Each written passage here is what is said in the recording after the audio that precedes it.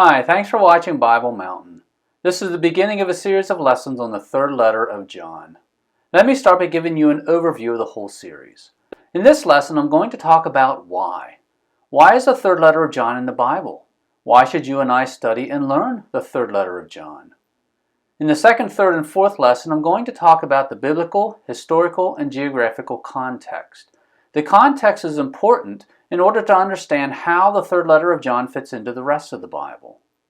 In the fifth lesson, I'll start going through the third letter of John verse by verse. Verse 1 tells us about the author and recipient. The authorship is important because it affects how we understand the letter and how the letter fits in the rest of the Bible. What's important about the author and recipient of 3 John is not so much who wrote it as it is who did not write it. Verse 2 talks about prosperity and prayers. Verses 3 and 4 talk about the joy we experience when our children live godly lives. I'll look at this in the context of both birth children and spiritual children. Verses 5 through 8 talk about hospitality and how we should treat fellow believers. Verse 5 talks specifically about how to treat strangers. Verse 6 talks about doing things in a manner worthy of God. There's a lesson in that for us. Likewise, there's a lesson for us in verse 8 about being fellow workers with the gospel. That's important for people who support missionaries but don't go out and do missionary work themselves. Verses 9 and 10 talk about bad hospitality, and we'll see an example of what we should not do. In verse 11, there's a command to imitate good and not evil. Then in the last lesson in this series, we'll look at the conclusion of the third letter of John and conclude our series through the third letter of John. As I said earlier, in this study, we're going to look at why. Why is the third letter of John in the Bible? Why should you and I study, learn, and know the third letter of John? The third letter of John is a very short book. If you go through each book of the Bible and count the number of words in the original languages, you will see that the third letter of John is the shortest book in the Bible. Therefore, it has a very narrow focus. The benefit of a short book is it's easy to read in one sitting. That makes it easier to figure out the main thrust of the book. The third letter of John is a letter written from one person to another. When you or I write a letter, we start out with some small talk before we get to the main point of what we want to say.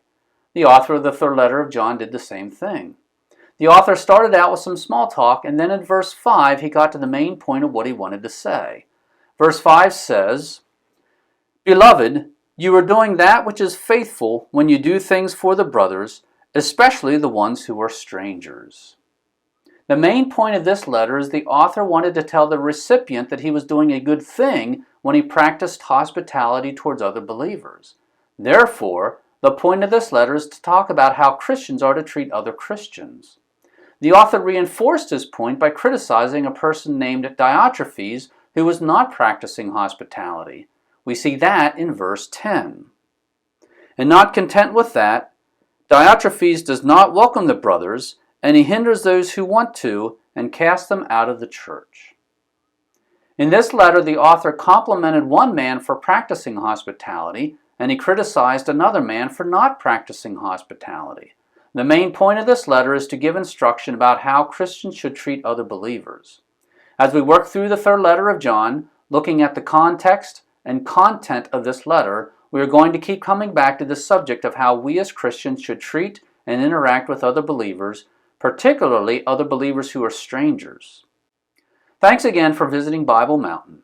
I greatly appreciate you spending some of your valuable time watching my videos and reading my articles.